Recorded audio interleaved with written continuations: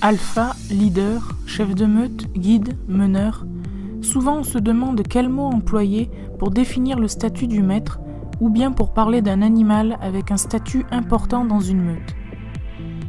Comme expliqué dans une autre vidéo, un groupe de chiens ou de loups se compose généralement des deux parents avec leurs petits. Chez eux, la famille se constitue de plusieurs statuts qui assurent différents rôles précis afin de subvenir au bien-être de tous. Chaque membre occupe un statut et assure le rôle allant avec. De ce fait, chacun a son importance et les membres s'entraident pour satisfaire leur bien-être. Le statut qui nous intéresse dans cette vidéo est celui dit alpha. L'homme a choisi cette appellation pour certains animaux. Mais que signifie alpha chez le loup et le chien ? Leur meute est dirigée par un ou deux individus. C'est le statut d'alpha. Ils se présentent généralement comme un couple. Ce couple assure un rôle très important qui n'est pas intellectuellement à la portée de beaucoup d'individus. Ils sont les plus stratèges, les plus intelligents du clan, ce qui fait d'eux les plus précieux. Leur rôle consiste à conduire la meute. Ils décident des mesures à prendre pour la préserver et pour défendre le territoire.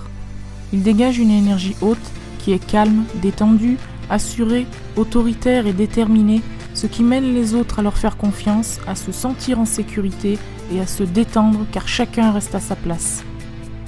C'est cette énergie qui font d'eux les plus intelligents.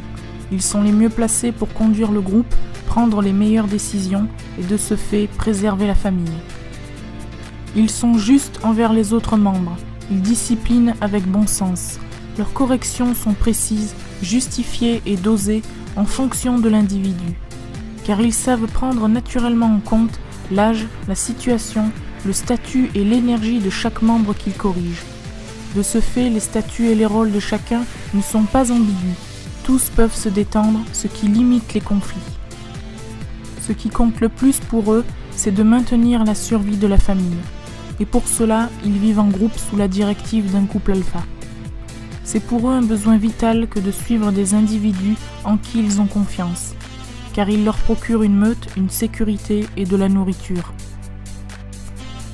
Ils peuvent se montrer durs, agressifs et se battre pour ce qui leur appartient, mais ont un côté doux et attentionné envers leurs proches.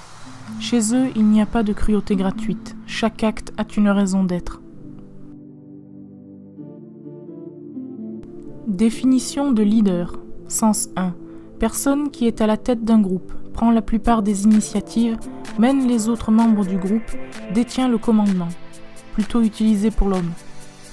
Définition de guide. Sens 1. Personne qui dirige, guide, accompagne et inspire quelqu'un dans ses actions. Définition de meneur. Sens 1. Personne qui mène les autres, les dirige et les influence dans leurs actions. Elle a de l'ascendant et de l'autorité sur eux. Définition de chef de meute. Chef signifie personne qui dirige, qui exerce l'autorité et une influence sur le groupe. Détient le pouvoir de décision. Le chef de meute est simplement un chef à l'intérieur d'une meute de chiens, de loups, etc. Chez l'homme, ça reviendrait à dire le chef de famille, comme vu dans une autre vidéo. Ces 4 définitions se rejoignent. Ce sont des personnes qui ont de l'influence sur tout le groupe dans les décisions à prendre. C'est elles qui guident, mènent et dirigent de par leur ascendant et leur autorité sur les autres. Ce qui est important, ce n'est pas vraiment le mot que l'on utilise, mais c'est de connaître la signification. Si l'on préfère utiliser meneur à la place d'alpha, ce n'est pas problématique du moment que l'on n'est pas sous l'influence de ce que représente un meneur chez l'humain. Car il est important de toujours se rappeler ce que chez eux, un meneur représente et comment lui, il fonctionne. Certains mots canins ont une connotation péjorative parce que chez l'homme, ces mots sont souvent négatifs.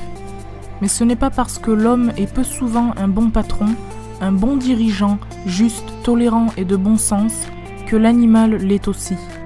Bien au contraire, ils ont tellement à nous apprendre. Nous devons nous servir des animaux pour nous instruire.